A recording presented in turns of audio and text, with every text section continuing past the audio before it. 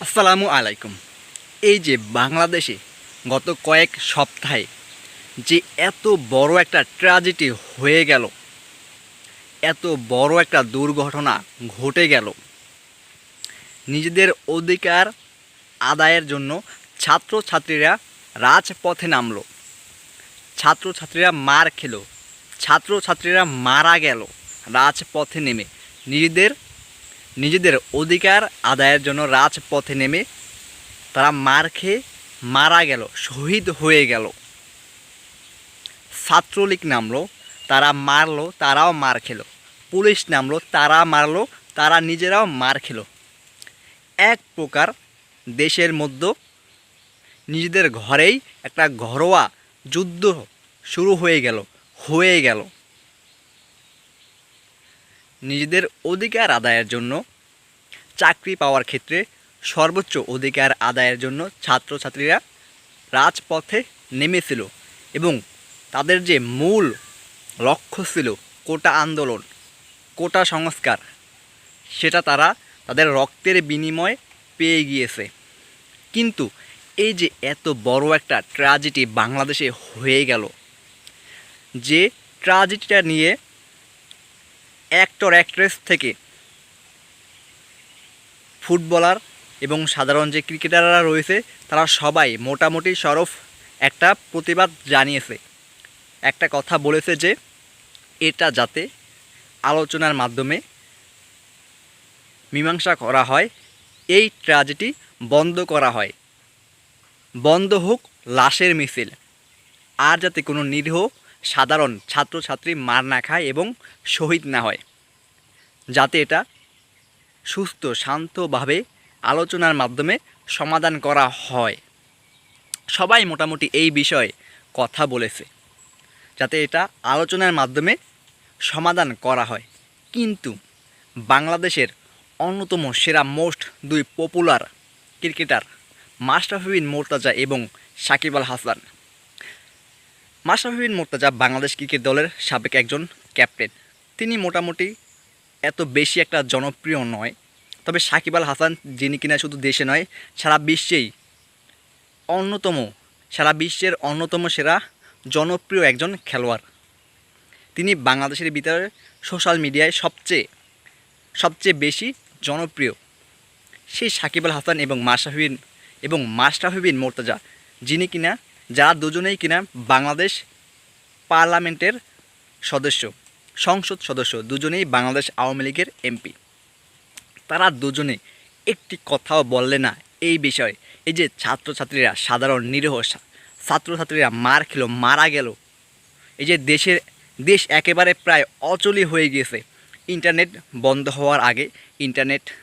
বন্ধ হওয়ার আগে তারা নিজেদের যে প্রতিক্রিয়া, এই যে দেশের জনগণের যে অবস্থা, সেই বিষয়ে যে তাদের নিজেদের ভিতরে যে একটা প্রতিক্রিয়া দেখানো দরকার ছিল, তার কিছুটাই তারা দেখালো না।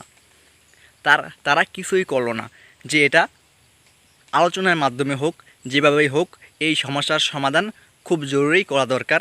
এই বিষয়ে যে একটা মন্তব্য, সেই মন্তব্যর কিছুই করলেন না সাকিব আল হাসান এবং মাশরাফি বিন মুর্তজা। মাশরাফি বিন মুর্তজাকে আমরা সবাই মোটামুটি ভালোই চিনি।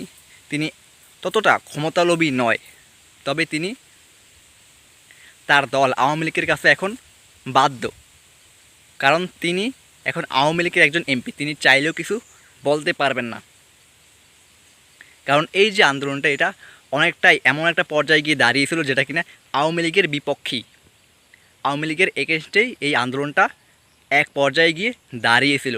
কিন্তু সাকিব আল হাসান, তিনিও একজন আওয়ামী লীগের এমপি, তিনিও সরকারের কাছে বাধ্য। কিন্তু আমরা সকলে জানি যে তিনি একজন প্রতিবাদী, তিনি সবসময় অন্যায়ের প্রতিবাদ করে থাকেন। আমরা খেলার মাঠে প্রায় দেখি তিনি স্টাম্পে লাথি মারেন, স্টাম্প ছুঁড়ে ফেলে দেন। তাকে আমরা আরও একটা বিষয়ে জানি যে তিনি একজন লোভী মানুষ, তিনি টাকা লোভী, তিনি টাকাকে অনেক বেশি পছন্দ করেন, যার কারণে তিনি জুয়া, হারাম এবং হালালের কোনো পার্থক্য তিনি বোঝেন না। তিনি যেভাবেই হোক টাকা উপার্জন করেন। বিশেষ করে তিনি এখন যে পর্যায়ে বেশি টাকা ইনকাম করেন, ক্যাসিনো কিংবা জুয়ার যে অ্যাপগুলো রয়েছে সেগুলোর মাধ্যমে, সেটা সম্পূর্ণই হারাম। যাই হোক, কিন্তু সেই প্রতিবাদী সাকিব আল হাসানকে দেখলাম না একটা বারের জন্য এই সাধারণ নিরীহ ছাত্রছাত্রীদের পক্ষে কিংবা বাংলাদেশের জনগণের পক্ষে অথবা বাংলাদেশের যে এই সমস্যার সমাধানের জন্য কোনো মন্তব্য করেছেন কিংবা কোনো প্রতিবাদ করেছেন কিংবা কোনো আলোচনার জন্য ডাক দিয়েছেন? কেন? যেখানে মোটামুটি সব ক্রিকেটাররাই, সব ফুটবলাররা, সব অ্যাক্টর অ্যাক্ট্রেসরা কথা বলেছেন, এই সমস্যার সমাধান হওয়ার জন্য বলেছেন, কিন্তু সেখানে তারা একটা কথাও কেন বললেন না? তাই আমি, যেহেতু এই সমস্যার সমাধান প্রায় শেষ হয়ে গিয়েছে, যে কোটা আন্দোলন করেছিল ছাত্রছাত্রীরা সেই কোটার সংস্কার করা হয়েছে মেধাবী ছাত্রছাত্রীদের জন্য 93% এবং মুক্তিযোদ্ধা কোটা 5% এবং অন্যান্য 2%। যাই হোক, কোটা আন্দোলন, যে কোটা আন্দোলন ছাত্রছাত্রীরা শুরু করেছিল সেটা সংস্কার করা হয়েছে। কোটা আন্দোলনের যে দাবি, কোটা নিয়ে যে দাবি তুলেছিল ছাত্রছাত্রীরা, সেটা বাংলাদেশ সরকার মেনে নিয়েছে। কিন্তু এই দুজনের প্রতি আমার একটা ক্ষোভ, মনের ভিতর থেকে একটা ক্ষোভ জমে গিয়েছে যে তারা কেন এই বিষয়ে কথা বললেন না। তারা দুজনেই বাংলাদেশের মোস্ট পপুলার ক্রিকেটার ছিলেন, কিন্তু তারপরেও কেন তারা কোনো কথা বললেন না? যেখানে তামিম ইকবাল, সৌম্য সরকার, মেহেদী হাসান মিরাজ, তাসকিন আহমেদ, মুশফিকুর রহিম সবাই মোটামুটি একটা আলোচনার কথা বলেছেন, একটা লিমিট নিয়ে তারা মন্তব্য করেছেন এবং ফুটবলাররাও সেখানে কথা বলেছেন, কিন্তু তারা কেন বললেন না?